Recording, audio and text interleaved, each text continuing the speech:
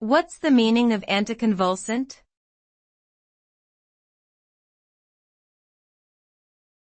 Anticonvulsant.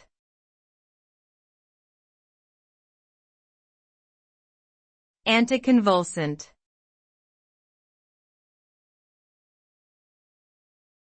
Anticonvulsant.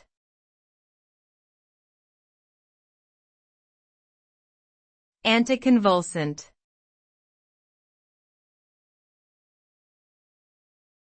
Anticonvulsant.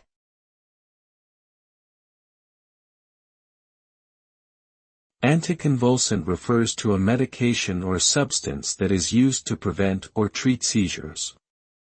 These drugs work by stabilizing the electrical activity of the brain and reducing the likelihood of abnormal electrical discharges that can cause seizures. Anticonvulsants are commonly used to treat epilepsy, a neurological condition characterized by recurrent seizures.